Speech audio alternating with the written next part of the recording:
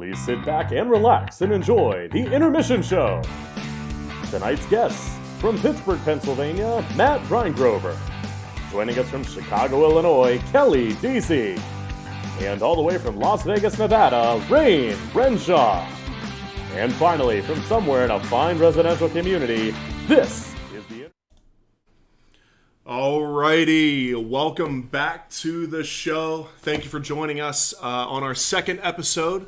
First off, again, I just want to appreciate you guys coming back out. We got some great guests tonight.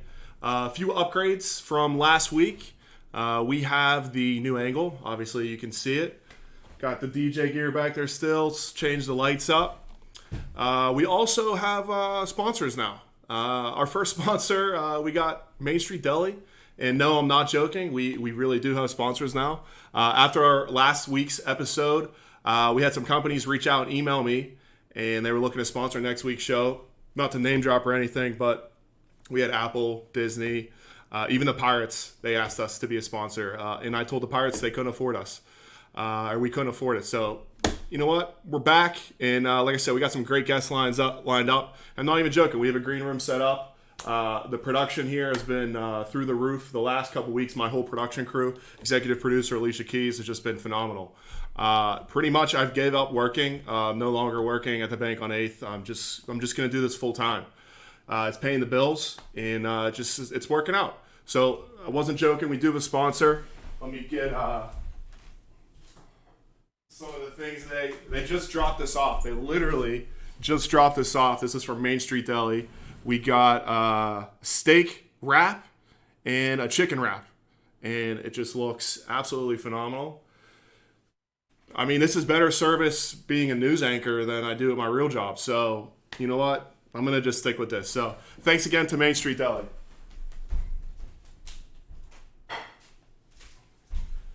All right, so back to the show. What do we have this week? Well, we got some great guests. We're going to be getting to them in just a few minutes.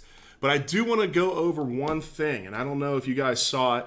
Actually, two things. One, the name of the show, the Intermission Show. If you didn't already see it, last week, I got this picture from Dave DeCello. He posted this right when all this stuff was kind of going on. And I thought it was a great name for a show. The Intermission is kind of what we're living right now. And as soon as I saw him post that photo, I was like, this has to be the name of the show. So if you want to know where we got the name from, that's where we got the name from. What else do we have? I'm sure you guys have seen the phases that people are opening up in across the country. We got the red phase, the yellow phase, and the green phases of when businesses can open up. And to be completely honest, you know, as a business owner, we're really excited to get going whenever that happens. So I don't know if you guys have been watching the news, but they've been posting it everywhere. And this one was actually just on WPXI. We got some reopening phases that are specific to Pittsburgh. And I don't know where they came up with these, but I don't know. They seem to work. So it's the Yinzer reopening phases. We got the red phase, and that's kind of what we're in right now. There's no work. You're not putting pants on today. Socially, you traded the Flats line for the Trader Joe line.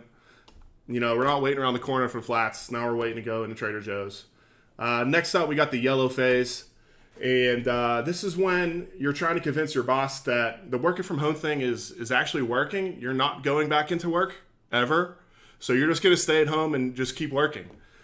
Socially, people are going to exit their doomsday bunkers, their houses that they've been in forever. And I think people are going to want to get out of their doomsday bunkers. And most importantly, the green phase. I guess working, that's when you really do have to go back to work. And whatever sets the precedent in social settings in Pittsburgh, Kenny Chesney concert. That's when you know things are back to normal. So hopefully we'll be back to that soon. But yeah, that was the Yinzer reopening phases. Let's see, what else do we have lined up for you guys? So if you don't know, I control all this from my office right here in a fine residential community. This is the wide shot right here. So we got my next guest up here. I got all my cue cards right here. We control everything from this screen. It's all the different camera feeds and all the cool stuff coming into the computer. So It is quite the setup. It's pretty fun. So without further ado, I would like to reach out to my first guest. So it is Matt Rheingrover. It's our first guest. I'd like to welcome him. Matt is a good friend of mine who I met at Central Catholic. His full-time job is an electrical engineer, but he's also been involved with music since a young age. He plays guitar and most recently has been producing and DJing under the name No Sleep. Ladies and gentlemen, please welcome Matt Rheingrover to the show. Matt, how are you? I'm good. What's going on, man? How you doing? Doing good, man. Just another day in paradise. So, in all this downtime, I know you got the real career. You're an engineer, but you kind of have this whole second career too. And we had an engineer on. We had Corey Dolan on last week. I don't want the engineer. I want the DJ producer. No Sleep. I don't want Matt. I want No Sleep. I gotcha. So I want to start off just a couple questions. If you aren't familiar, Matt No Sleep, extremely talented producer and DJ. Just in 2018 alone, he racked up 7 million streams on Spotify. So absolutely killing the game. Right out the gate, how'd you get started? So I started in college. I was making hip hop beats. It's like I kind of just started like freshman year, and I was really into that. As I graduated, I just kept doing it and kind of got into like the EDM scene a little bit and started doing remixes. And when SoundCloud was really like popping off, some of my remixes did really well and kind of kept doing that. I had the opportunity to do a lot of remixes for some of the bigger artists, and then I'm kind of got into DJing with that. So yeah. That's awesome. I mean, yeah, I remember SoundCloud not too long ago was the gold standard. Oh yeah. And if you had tracks featured on there and like just like how you did, you got features from played on their sets. I know you were on Tiesto's set in Afrojack. Yeah. So if you could get on some sets like that, it was just unbelievable. Unfortunately, they've kind of curtailed it back, and I think with copyright, it hasn't been where it was. Yeah, it kind of died off, and it's harder to do remixes now. But it's still I mean, it's still big. You could still send remixes to artists, and it's just SoundCloud was like you could put anything up on SoundCloud, and anyone big would find it. So do you think it's harder now to actually get the music in the right people's hands? I think, yeah, SoundCloud made it really easy. But Spotify's Spotify's doing a really good job of taking the place of SoundCloud right now, but still in kind of early stages and trying to figure out how can we do remixes and everyone gets their share of the money, but now it's growing. So yeah, I was on. We do kind of a call after Pete plays on Saturdays. We kind of have like a DJ Skype call after, and we were just talking about it.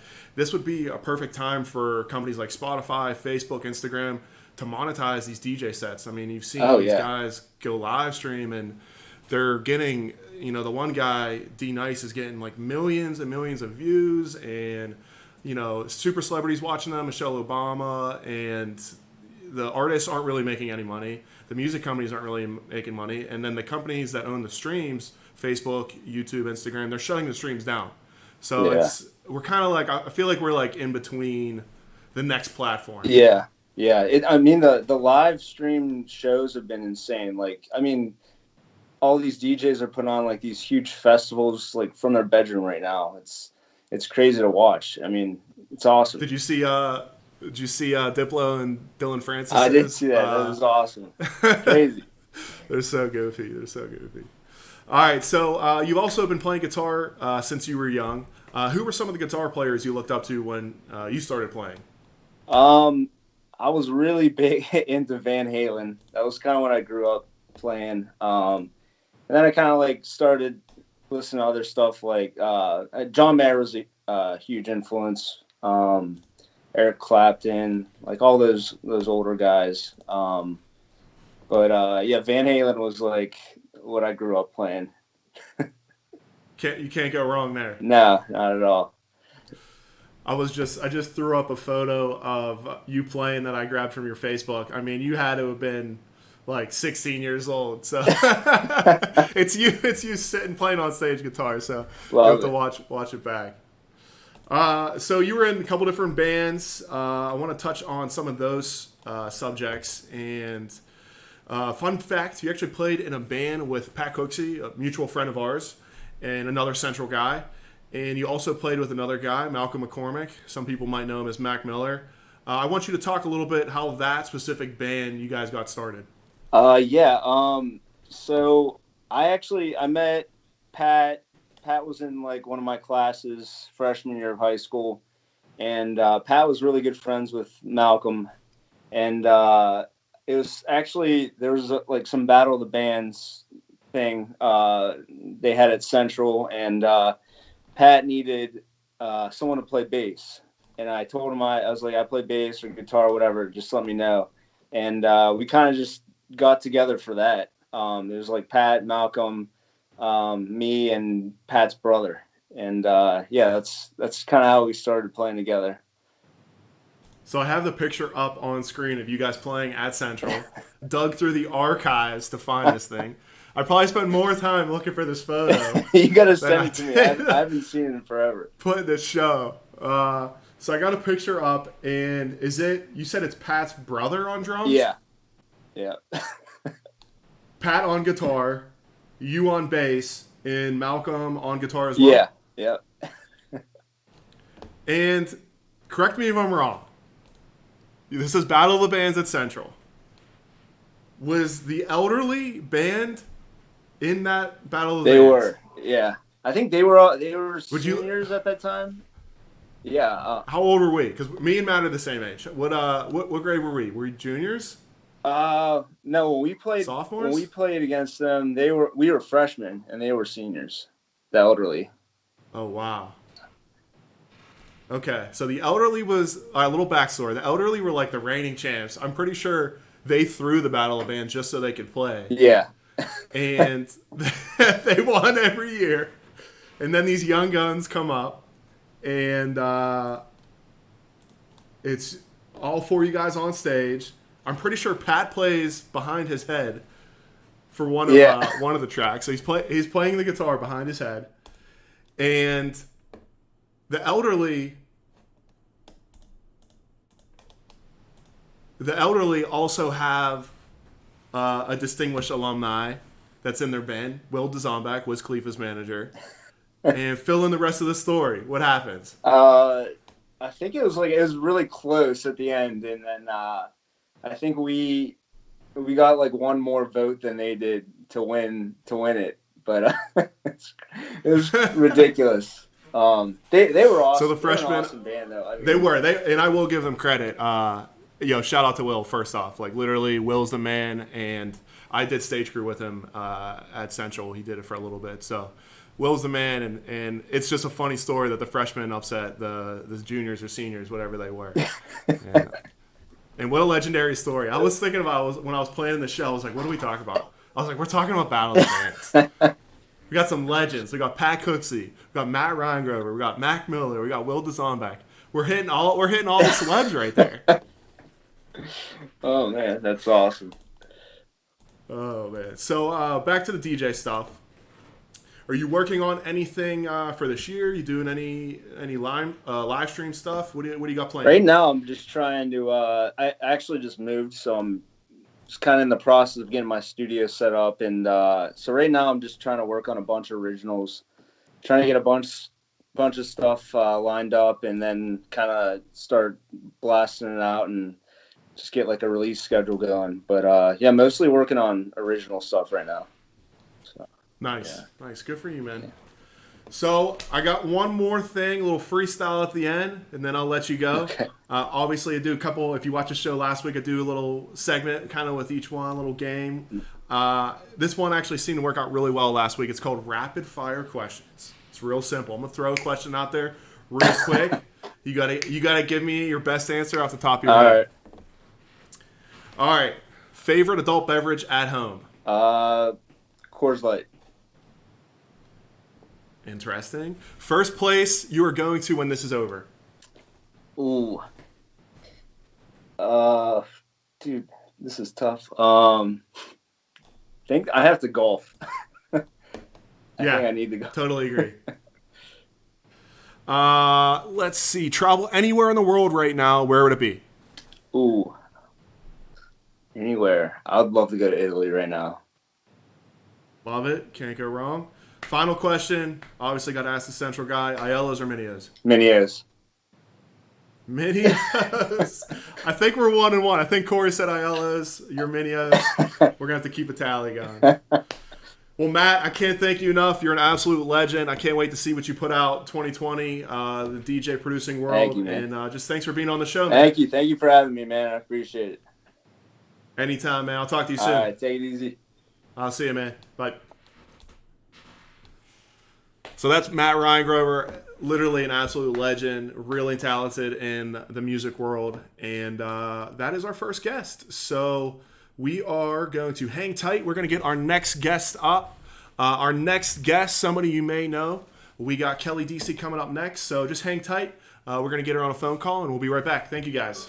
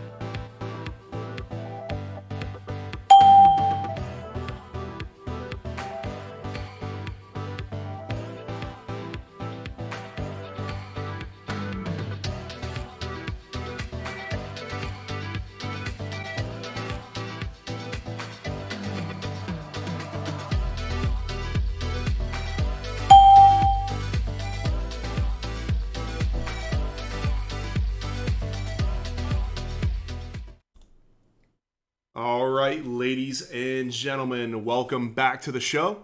We got our next guest lined up. Our second guest is Kelly Deasy. Kelly Deasy is a music booking agent out of Chicago, where she has been living for the last 9 years. She recently started her own agency called Outermost with a partner from her previous agency that they both worked at. Kelly Deasy, welcome to the show. All right, Kelly Deasy, am I pronouncing that right? Yes, you're actually the first person to pronounce it correctly. How did you know? It was just a guess. First off, thanks for coming to the show. Thanks for having me. How's Chicago? It's lovely. Nice day today. No complaints. What's the weather Just like? got to 50 degrees. Big deal. A little rainy, but I'll take it. Awesome. Well, right out of the gate, for people that don't know what a music booking agent is, please tell our viewers what you do. Sure. So we are responsible for all the live events and live performances that our roster of about 40 artists do. So we negotiate the deal. We are talking to promoters, talent buyers, presenters of all different kinds, everything from private events to festivals to small clubs and theaters, and we make sure they get paid fairly and route their tours and all that good stuff. So you recently started your own company, not an ideal first year for business. How are you guys planning to move into this next stage? So we're working on pivoting in a couple different ways. Right now, we just started to kind of get out there to other agents the fact that we're able to offer some contracting and administrative resources to a lot of our colleagues who were recently laid off. So there's a lot of agents out there that are agency-less. So until everyone's in a place where they can kind of figure out their new home and people are hiring, we're going to be outsourcing some of our administrative work and doing contracting for those that are in need of it right now. And I'm also looking into a lot of other different things, namely representing visual artists is a new thing that I'm kind of looking into right now, because there's a lot of creatives out there and a lot of artists that are beyond just live performing artists that are making money right now. So I'm looking to figure out a way in which I can help them in their careers as well. That's awesome. You actually sent me a link. You're talking about being creative and kind of working into this next stage. You sent me a link. I believe it was Denmark. Yeah. And it was a drive-in movie theater. And they have an artist playing. So it'll be one guy on stage. But you could drive your car in, watch the show, keep your social distance of 6 feet. But that at least allows, one, that artist to perform for a crowd, two, hopefully make some money, and then three, people to, enjoy it. Yeah, and purchase safely. tickets. I mean, it's definitely like a smaller quantity. Thankfully, our roster is very diverse, and we have a lot of artists that play a lot of those small clubs and venues, which we're hopeful are going to be the first to come back. It's going to be quite some time until they do, but we know that we'll actually have a lot of artists out there that'll be ready to do shows when that time comes. So we're not pigeonholed just to those larger tier spaces. We work a ton in small clubs. So I think there will be a lot of creative ways people are figuring that out, lowering capacities. Obviously, virtual stuff, live stream stuff that you already talked about with Matt. We're organizing a ton of that with our artists and figuring out ways to engage with brands which have money right now and are repurposing their marketing budgets and figuring out ways to get artists creative content in line with their brand. Yeah, you mentioned small live clubs, and I don't think people realize the trickle-down effect of not being able to, one, go to these clubs, two, book shows, is all the people that work there. It's not just the band. It's you as a music booking agent, all the way down to a light tech, a stage tech, the bouncer, and a lot of these guys, Marketing from my experience, team, door staff, marketing, security. it's the trickle down effect is really sad because especially a lot of these guys, they aren't on payroll from a specific venue. Maybe some of them are. A lot of them are independent contractors. I'm looking at light techs, sound guys. They work for multiple venues. They'll do anything they can. So they can't really collect unemployment as an independent contractor from one specific venue. So it's definitely hit the, a lot of people talk about the restaurant industry, but the live music industry has definitely been hit hard as well. They are rolling out, especially in Illinois. I think it's different state by state, but in case anyone watching this pertains to you, in Illinois, there's going to be a new portion of unemployment that is geared towards gig workers and those that are self-employed that wouldn't otherwise be eligible for unemployment benefits. So I'm sure that's a state-by-state thing that's coming out. Everyone's got different timelines. I know ours is rolling out May 11th, which is very important for a lot of my friends and colleagues in this industry. But yeah, that was a product of the CARES Act and all that good stuff because there are tons of people out there that regular unemployment benefits don't apply to. Yeah. I hope they roll out some legislation. Like you said, we definitely, we as in the entertainment industry, as if you don't know, I'm in the entertainment industry too. I quit my full-time job and I'm now a news anchor. Worldwide DJ. So yeah, jack of all trades, master of none. So I try to, I hope they roll out some legislation that helps us out. So moving on. Looking back when you were starting your business and come full circle now that you guys are up and running, what do you think was the most difficult stage? Getting funding and just, I would say like the first 3 months from when we decided to start this company until when it launched, because we kind of did like a 0 to 100 thing where we decided this is what we want to do and we launched it very quickly after that. So we just sped up the process and did everything that we could day in and day out while also having our other jobs and while also needing to attend to our artists and our rosters, which that never stops until now. But it was an interesting time period of like living a double life and having your day-to-day job, but then also trying to figure out how the heck do you establish a company and figure out how to pay for it and what does the team look like and what are all the tax things I need to know and getting a business plan together, all of that. So I would say those 3 months, that was the hardest thing, is doing them both simultaneously.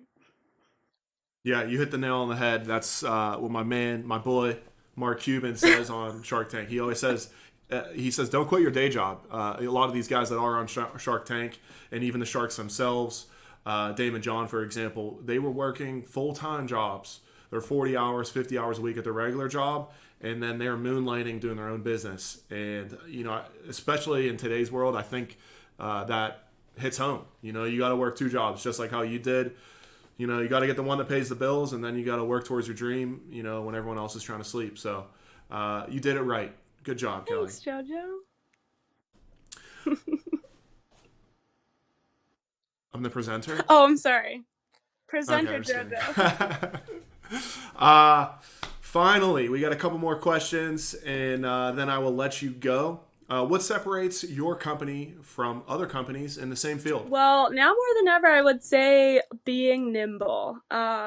There's a lot of mass consolidation that was going on in agencies, which means that a lot of these big time agencies were buying up smaller agencies.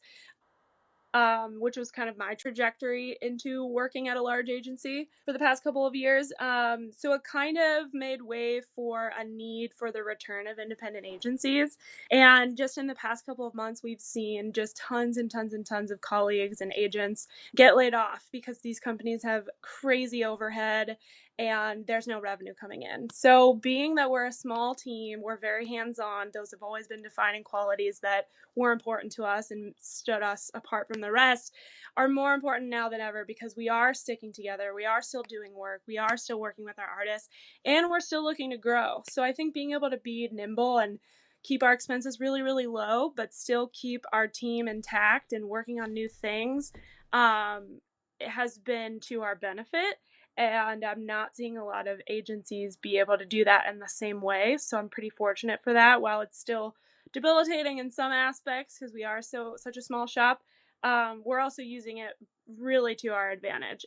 So yeah, I would say being nimble. Yeah, with the smaller agencies like you're talking about, I feel like there's less chances for things to fall through the cracks. You know, with these big companies, not specifically an artist might not be getting attention, but you know, things just might fall through the cracks. And if it's just you guys working on it, you know, you got to wear a different hat every day. So you're involved from A to Z. So I think that was a really good answer. If you've watched the show last week, you know I always got a couple segments that I got to keep you on your toes with. The next one is called 2-Minute Story Time. Oh, God. Where this story might be about you, it might be about me, it might be about both of us. I'm going to give you some clues, and you got to tell a story. You got 2 minutes. You can tell it any way you want. But you're picking the story. I'm the presenter. I'm the host. Unless you want to pull a Frankie Wasik and, you know, you become the host. Shout out Frankie. That was really fun last week. That was great, actually. But no, it was good. It was good. We got high ratings. I mean, sponsors lined up out the door. It's just been a whirlwind of a week, let me tell you.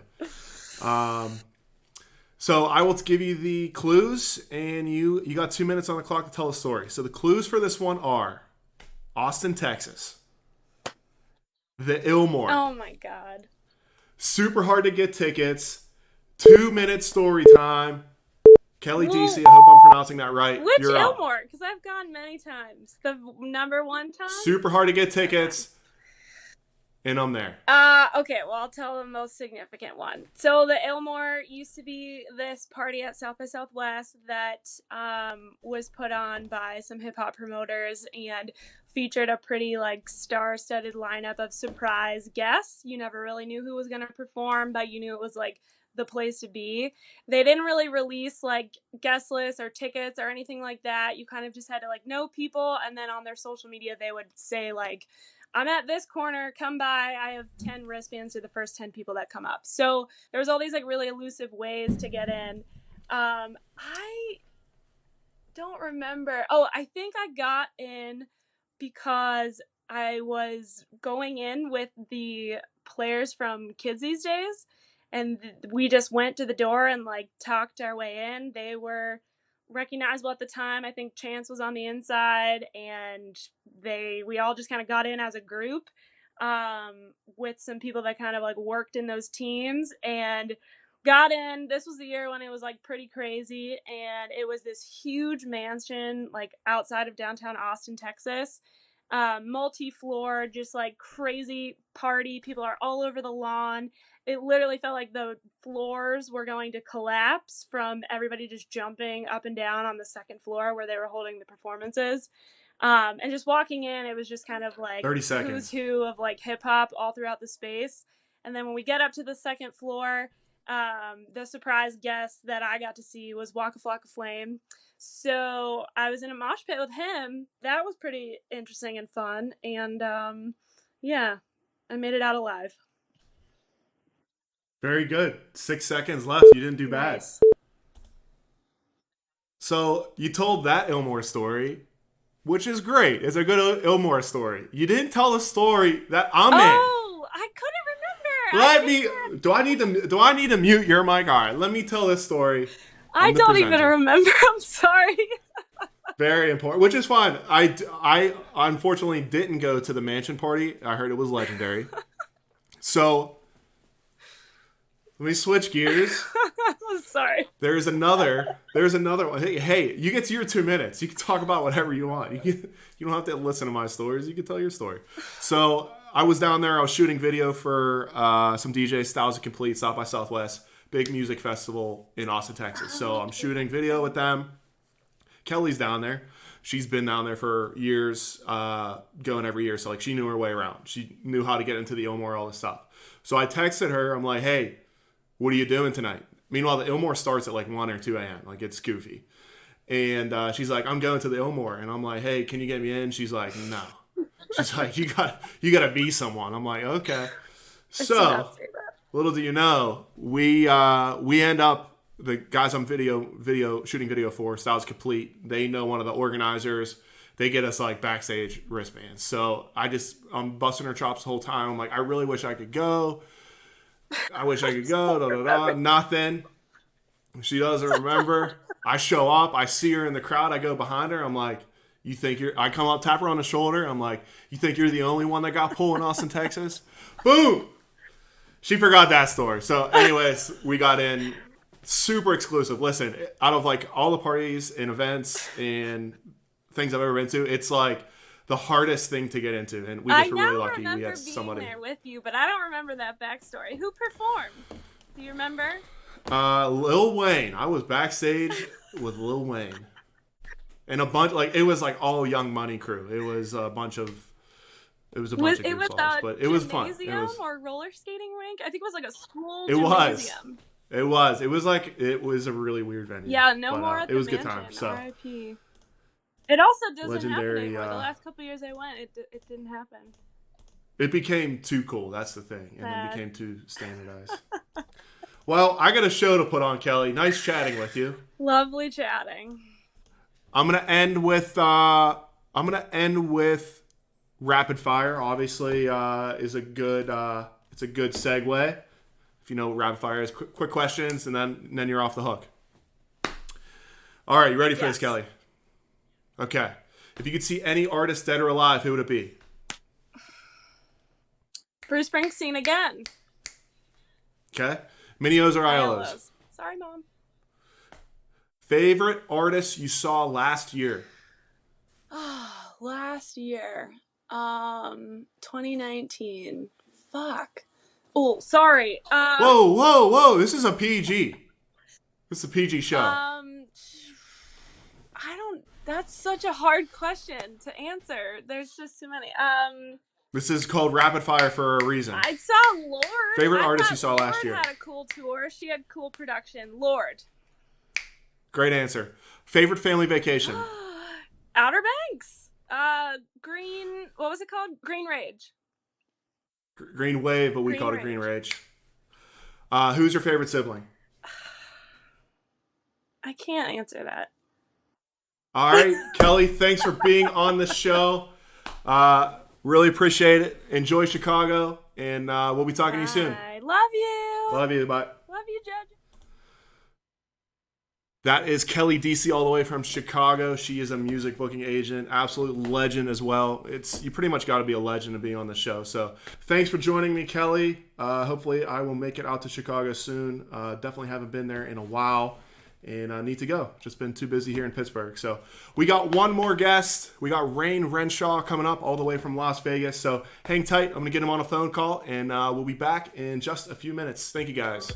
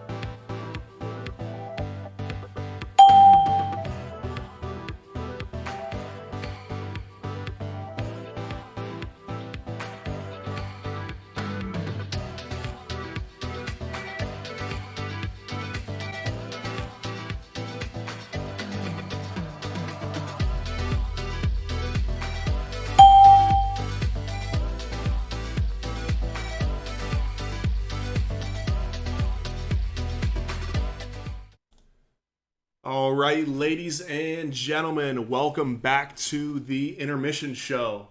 Just a couple things. If you didn't realize, Kelly was my sister. My mom texted me in that intermission, and she goes, "Can you please tell your viewers that Kelly Deasy is your sister?" So this is me giving Kelly a shout out again. So thanks, Kelly, being on the show. Matt, you're awesome too. Couple things, couple shout outs. Want to give a shout out to my Aunt Sissy in California. Hopefully your kitchen's all fixed. I see you in the chat. My Aunt Ann down in Florida. I see you down there. Hopefully it's warmer and you got better weather than we do in Pittsburgh. Hope you guys are doing well, and hopefully we get to see you guys soon. So I want to send it out to our final guest of the night. We have another good friend of mine, and I would like to welcome him to the show. We have Rane Renshaw, our final guest. He is a good friend of mine. I met in Pittsburgh through DJ PDC and going out in Southside. He used to work the lights at Diesel, which is now Foxtail. Rane graduated from CMU with a degree in lighting. Yes, that exists.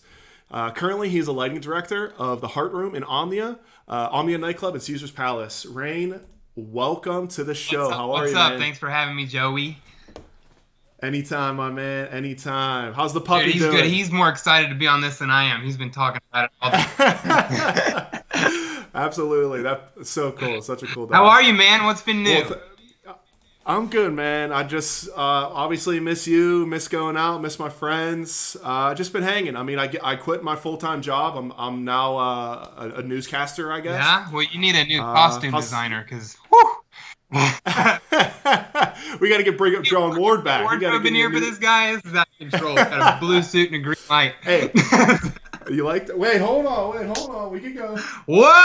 We can go, Blue. Look, come on. Wow. I should have known you had a few tricks up your sleeve.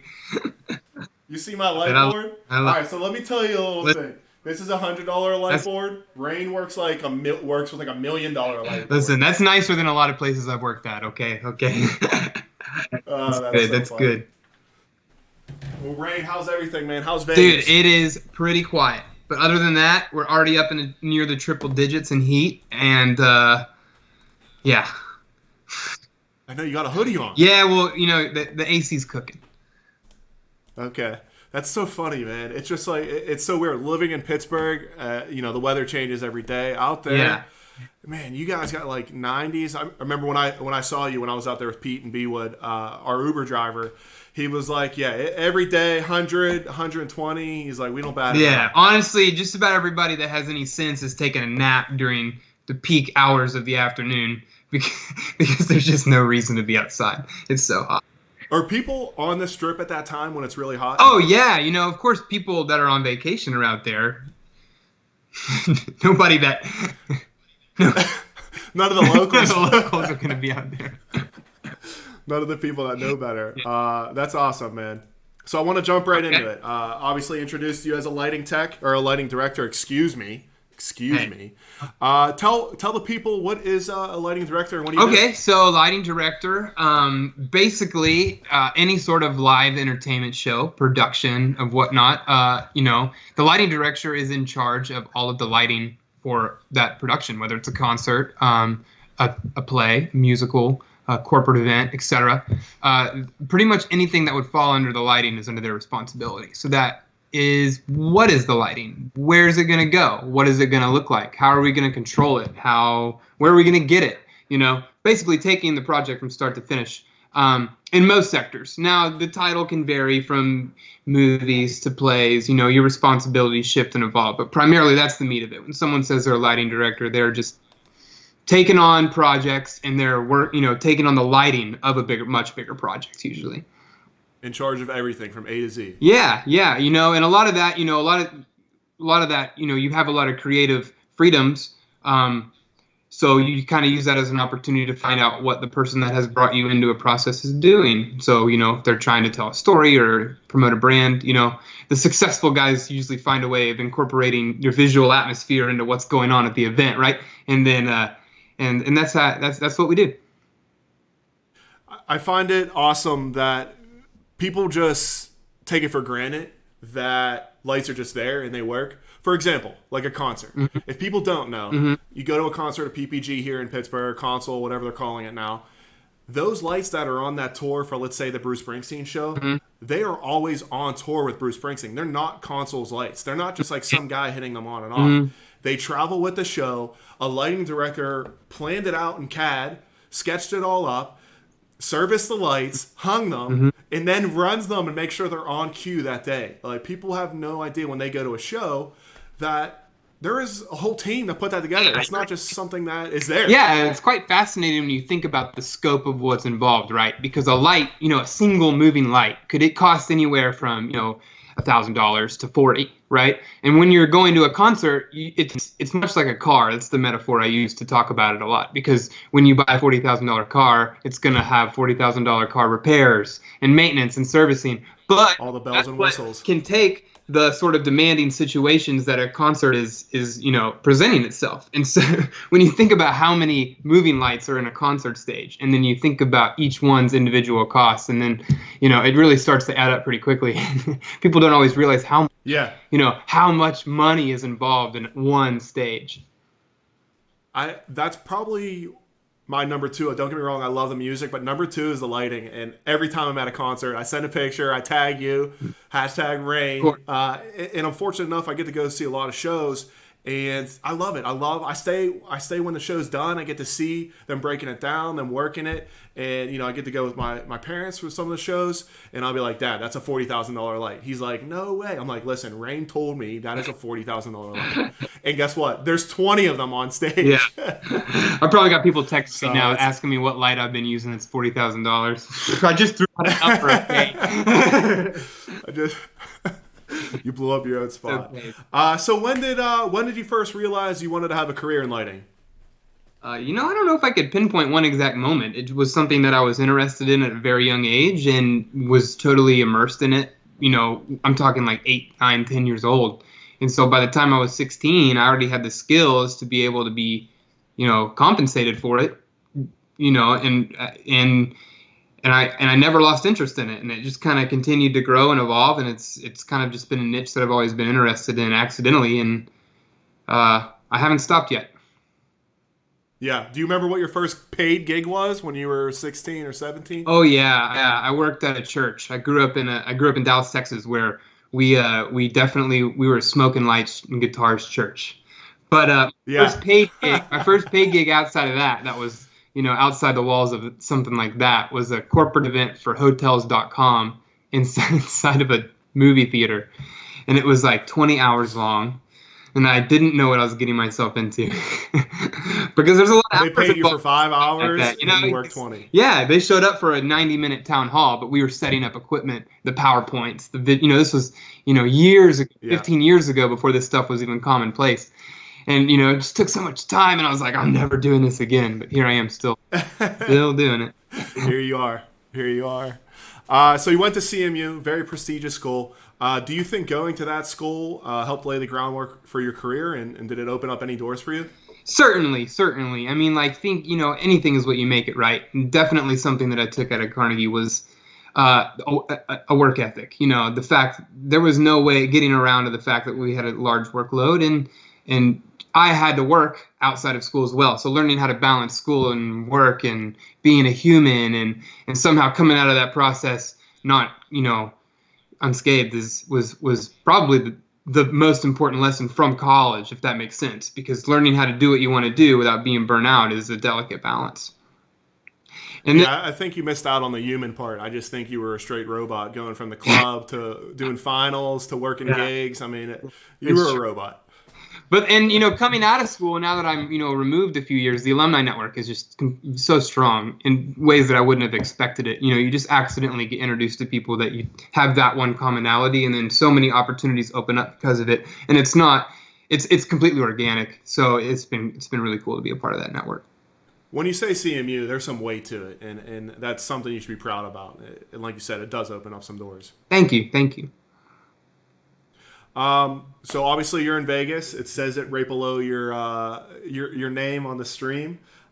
Rane Renshaw, lighting director, perfect, Las Vegas. We talked about it briefly, and you actually took some great photos so he works at Caesar Palace.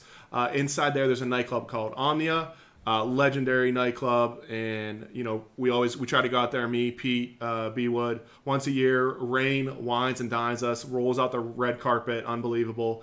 And on his way to work, it looks like you took some pictures and posted them on your Facebook. And I'm actually going to fade to them right now. And just kind of explain, there's like nobody on the strip. No, I mean, every hotel's closed. So closed. Yeah. You can't, no. Even you, can you get in there to work on your lights? No. In fact, most people are laid off. So, wow. Personally, all of our production teams across all the venues have turned in their keys and they've been laid off. Something that's really great out here is unions. So fortunately, a lot of the people that are employed through the casinos in the various places of dining or whatever have the union protecting them through, giving them some sort of benefits or something right now. But most people are just waiting for, the economics of the city thrive on tourism. So there is none right now. So, yeah. Who knows if the hotels were even open, how much action there would even be, because there's no one here, certainly. It's crazy time. Yeah. Moving on, we got a couple more things I want to talk about, and then I can let you go. Cue back to your pretty face. So I don't think people realize too, the lighting director, and I know your position, you deal with some of the tour managers and the DJs that come through Omnia.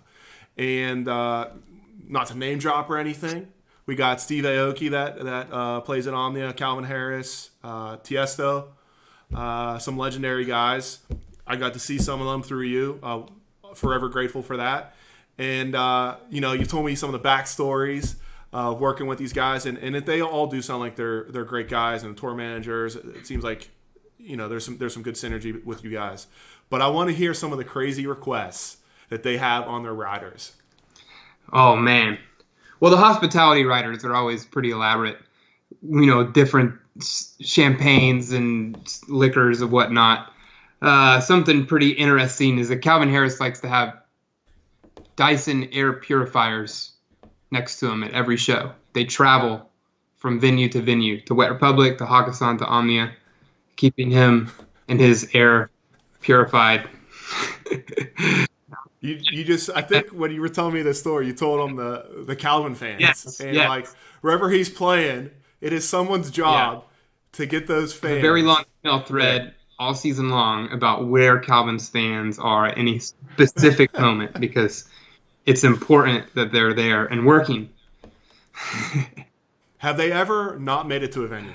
I can't say for sure. I know that we haven't had any crises, but I think that if I forgot the Calvin fans for a Calvin show, I probably wouldn't tell anybody. That's so awesome. Any upset DJs that they didn't get the right champagne or something? You don't have to name drop, but just like, has there ever been like certainly people are a upset. snafu? We had one DJ, and I won't say his name, but he was very upset. Yeah, we won't name drop. He was very upset because nobody showed up to see him play, and he was mad at you guys. He was mad at us. He finished early, and he stormed off, and he was telling us about how we were going to be hearing from him because we didn't book we were just wildly confused, because our rebuttal was like, well, doesn't any other night people show up, but that's interesting. Oh man, that's a good one. All right, moving on, a couple more questions, then we're out of here. You recently started a brand called Limelight Wired. You're wearing the hoodie. Great merch, by the way. Thank you. Love it. And your brand focuses on producing content for the lighting industry. What made you want to start a brand? Well, simply it kind of evolved out of wishing that it existed already. I was looking for some sort of outlet to give me the top news in my sector. Certainly we have downtime in the winter, and I was looking to grow a little and learn a little, and there wasn't one. So I just started, I started reaching out myself and learning about stuff, and then started posting it as alongside memes. And it turns out that internet humor is, a great way to bring people that have like interests together. And I figured while I'm doing that, might as well share the stuff that we're interested in and help everybody, learn a little bit. So it's been a great passion project, and certainly as things have slowed down lately, it's been fun to dive more and spend some more time into it. As a digital media guy myself, your content's great. I love the logo, the merch I said is through the roof. Your Instagram's popping. That's what the kids say these days. It's legit, man. And I'm so proud of you for putting out a well-polished product. And, what I always talk with Pete and, even with you, sometimes people rush to just put something out just because. Yeah. And I think that's kind of why we're all friends. We're going to work on it. We're going to work on the details. We're going to polish it. And in just a short amount of time, you've created a polished product, and you seem to garner a pretty good following. Yeah, certainly at the early stages, but, exciting early stages, because, I wish I could tell you I knew what I was doing, because I don't. Every day I wake up and I think about something. We all don't know what we're doing. But, whatever it is, I'm excited about it, and I'm going to keep getting after it, because people, there's a lot to be learnt out there, and people don't always know how to learn it. So, can never stop learning. I've been doing this a long time, and I say that being, still in my 20s, I'm looking for a fresh take on doing what I'm doing. You know what I mean? Yeah. The day you stop learning is the day you stop improving, and you got to live by that. Final question of the night. What does the future of the Limelight Wired look like? Oh, man. Well, I just told you I don't know what I'm doing, so I don't know. Certainly. I'm going to tell you I don't know what I'm doing again. Exactly what you said. I want to try to get some more content out there, certainly more substantial content packaged in a way that is digestible and not overbearing, because the stuff that we talk about, I'm sure everybody that's watching understands, is overwhelmingly technical. So finding a way to put that on a dish that's appetizing is the goal. And sometimes that takes time, like you're saying. So spending the time and to figure out what is a good way to do this instead of just doing it some way is kind of what's next. And looking forward to how that presents itself. That's awesome, man, and I can't wait to support you. I can't wait to see what you got next lined Thanks, up. I know you got some YouTube content. I think that's coming out soon. out in a couple weeks. I saw it on your channel. It was a big plug. I'll definitely be sharing. Thank you. Limelight Wired. I'll definitely be sharing it, man. I can't thank you enough. Thanks for being on the show, and I can't wait to everybody be on the show out in before Vegas. me was entertaining to watch, so it was cool. And I like being paired with Kelly. I felt like I was in royalty. Right? Legends only, man. Legends only. So enjoy your day, man. I can't wait to get out in Vegas and see you soon, and hopefully we all can get back to work soon. All right, be well, man.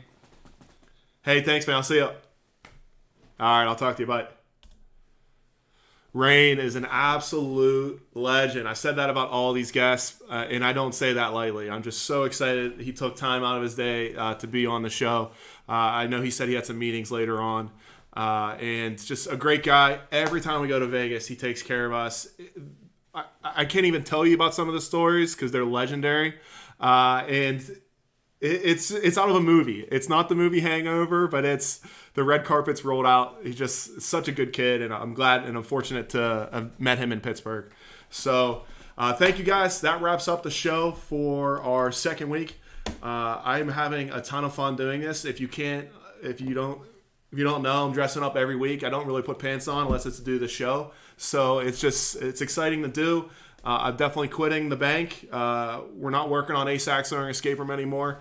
Full-time news producer, content, radio show host, whatever this is, I still don't know. Like Rane said, we're making it up as we go along. So thank you guys for watching the show. And tune in next week. Same time, same place. YouTube, throw it on your TV, kick back, watch and relax. I'll be making fun of myself and making fun of other people, and honestly, just listening to some cool people. If you're starting to get the gist of the show, some of these people that I'm friends with and fortunate enough to be professional friends with, they're absolute legends in their field, and I don't use that word lightly. So we got some cool people lined up, and I'm so excited for next week's show. So tune in next Thursday, and Thursday 8 p.m. on YouTube. Thanks, guys.